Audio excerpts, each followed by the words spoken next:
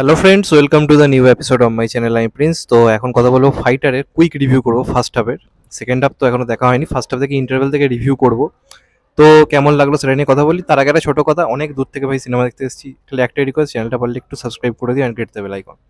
তো first half কেমন লাগলো সেটা নিয়ে যদি এক কথায় বলতে হয়, ঋত্বিক রোশনকে আমরা যে কারণে বড় পর্দায় দেখতে আসি, টিকিট কেটে টাকা খরচ করে, যত ইচ্ছে টাকা খরচ করে আমরা দেখার সাহস পাই, তার কারণ হচ্ছে ঋত্বিককে কীভাবে প্রেজেন্ট করছে পরিচালক। এবং সিদ্ধার্থ আনন্দ যতবারই ঋত্বিককে সামনে এনেছে তাক লাগিয়ে দিয়েছে। ওয়ারের এখনো এন্ট্রি সিনটা চোখের সামনে ভাসে। তো সেই এন্ট্রি সিনটাকে আমি বলবো না যে পেরিয়ে গেছে বলে, কিন্তু এখানে ঋত্বিকের যে প্রেজেন্টেশনটা করা হয়েছে না, এখানে প্যাটি যে চরিত্রটা, প্রচণ্ড ডেসপারেট একটা চরিত্র। ডিটেলস রিভিউ তো আমি পরে করবো, এখন আমি ডিটেলস বলছি না। সেটা একটা প্রচণ্ড ডেসপারেট চরিত্র, এবং সেই চরিত্রে ঋত্বিকের যে গেট আপ, হাঁটা চলা, কথাবার্তা, অ্যাগ্রেশন, সেটা দেখার মতো হয়েছে। এবং ফার্স্ট হাফে অনেক অনেক অ্যাকশন সিকোয়েন্স রয়েছে, মানে দু তিনটে অ্যাকশন সিকোয়েন্স রয়েছে, ইন্ডিয়া ভার্সেস পাকিস্তানি জিনিসপত্রগুলো রয়েছে।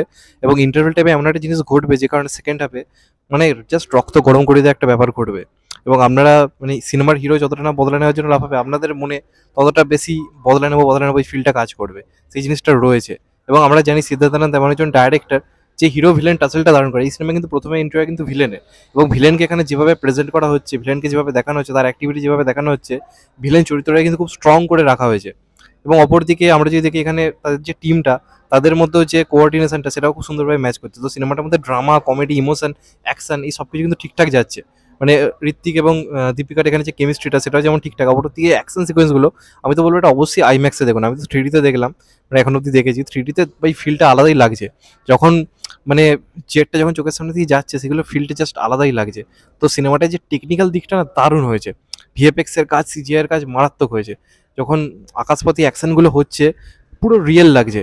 এবং আমার মনে হয় না যে এরকম অ্যাকশন সিকোয়েন্স, মানে এই ধরনের সিনেমায় আর কি, আর স্পেস নিয়ে যে সিনেমাগুলো হয়, এরকম ধরনের অ্যাকশন সিকোয়েন্স আমার তো মনে হয় না দেখা গেছে বলে। তো ভিএফএক্স সিজিআই এর কাজ দারুণ হয়েছে।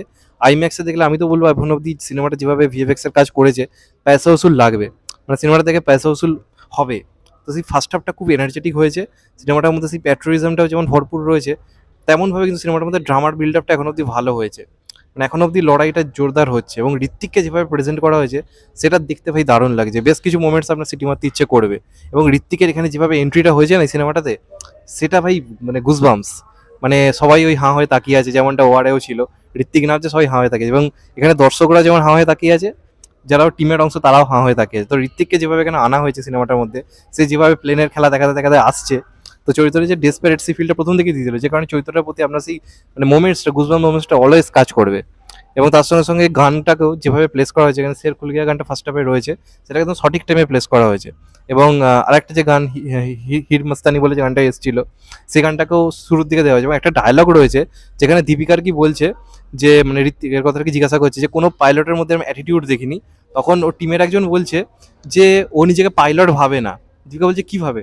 তখন বলছে ও নিজেকে কীভাবে বলার সময় ফাইটার নামটা সামনে আসছে, মানে ও নিজেকে ফাইটার ভাবে।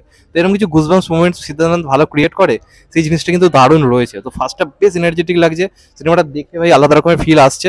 এবং ঋত্বিক এখন অব্দি যেটুকু দেখেছি দারুণ পারফরমেন্স দিয়েছে। ঋত্বিককে যেভাবে প্রেজেন্ট করা উচিত সেইভাবে প্রেজেন্ট করেছে সিদ্ধানন্দ। ঋত্বিকের জন্য ফার্স্ট হাফ বলবো একদম পয়সা ওসুল। দীপিকাকেও ঠিকঠাকভাবে প্রেজেন্ট করা হয়েছে, প্রত্যেককে। এবার দেখা যাক সেকেন্ড হাফ কেমন হয়। পুরো রিভিউ তো অবশ্যই আসবে। আর যদি চ্যানেলটা নতুন হয়ে থাকে, চ্যানেলটাকে সাবস্ক্রাইব করো and get the bell icon. ভালো থেকো সবাই, টেক কেয়ার, নমস্কার। শীঘ্রই পুরো রিভিউ নিয়ে অবশ্যই আসছি, পাশে দেখো, এটাই বলা। আর চ্যানেলটা অবশ্যই সাবস্ক্রাইব করে দিও। ভালো থেকো সবাই, টেক কেয়ার, নমস্কার।